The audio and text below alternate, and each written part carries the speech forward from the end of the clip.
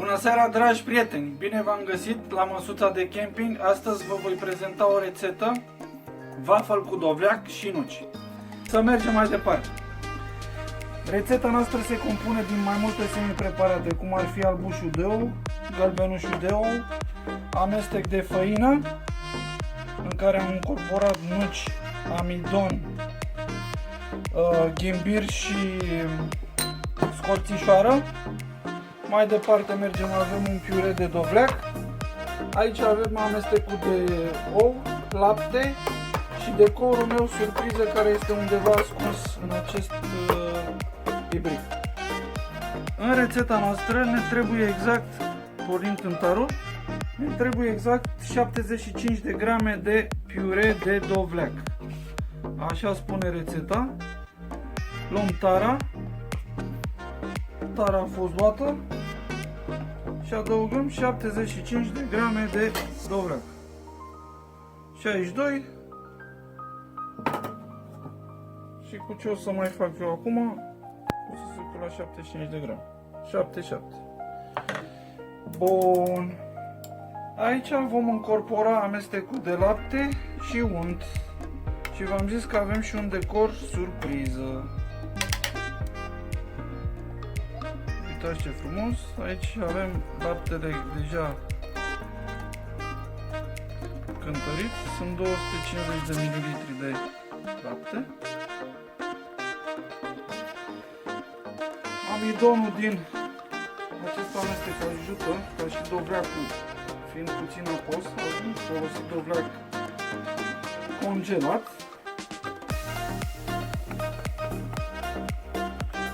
Am uitat să vă spun că am pus și puțin până în 7 grame de praf de copt, un pliculeț are 15 grame.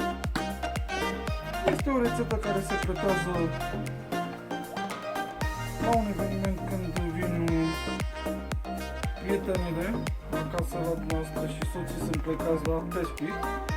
Dumneavoastră puteți să faceți ca un fel de... să telefonați un vecin să vină cu dovleacul, noastră să puneți doar ouăle, cealaltă vecină să... cum vă gospodăriți noastră acolo. Este un eveniment care puteți să vorbiți de telenovele. De ce vă doare? Pur și simplu. Știu că sunt foarte multe dureri pe lumea asta. Ăsta este momentul în care puteți să serviți această stilizată waffle cu dovleac. Nu mai vă chinuiți cu plăcinta, că nu. S-au schimbat vremurile.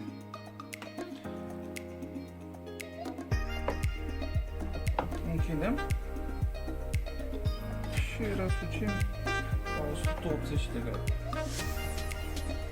Deja curs uleiul. Eu sunt foarte încântat de rețeta asta, de-aia și jonglez de bucurie, pentru că voi mânca ceea ce dumneavoastră o să testați cu siguranță. De-abia aștept. Bun. Mai țineți minte când vă povesteam de mașina de deshidratat legume? Uitați, așa arată dovleac pe care eu l-am ținut timp de 12 ore la o temperatură de 65 de grade și ăsta este produsul final. Acum eu l-am ținut în lăpticul meu, lăpticios, și uitați, timp de 10 minute el și-a tras și chiar miroase a dovleac. Și-a tras lapte, s-a hidratat, este de consumat. Deci la dovleac n-am avut surpriză. La musca prune mai bine făceam țuică, dar n-am plătit licența pentru alcool. De unde o să fac eu rost de banii ăștia să-mi iau și cazan de țuică? Nu știu. Bun, mașina noastră a dat semnalul sonor, este gata compoziția. Întoarcem, deschidem ușor, trebuia să tom puțin mai multă, dar cred că ieșea. Deci eu nu vă ascund nimic, nu sabotez, nu lucrez cu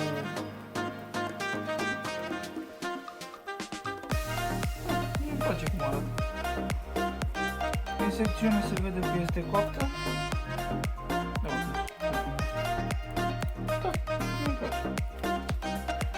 Avem această oafă pe care o vom tăia.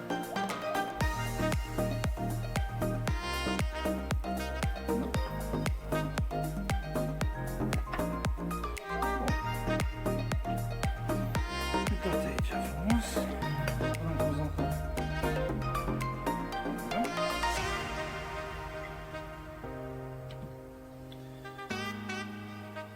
Siropul de țară în Canada este nelipsit.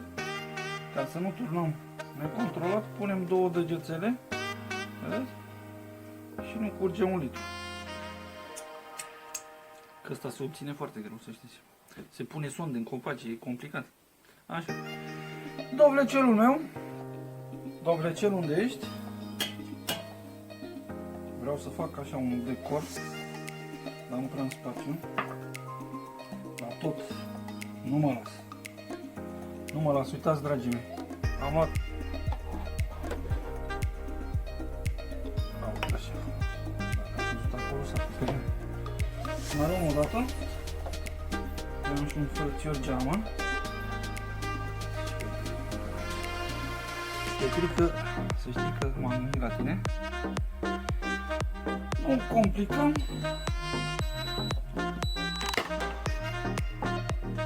Și acum cu muza noastră facem și hau. Urăm la băieții ăștia cu Halloween. Vă bag tot în casă. Dragii mei prieteni, ce se poate mai mult sau mai puțin? Rămâne dumneavoastră să gustați. Ia să vedem ce ne spune această.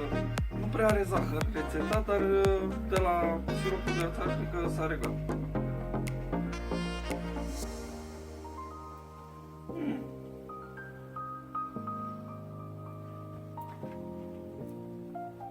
Nu știu dacă vă mai amintiți de bragă. Cei care mergeați pe litoral, ar merge servită bragă cu această vafă. Ne vedem la următoarea rețetă.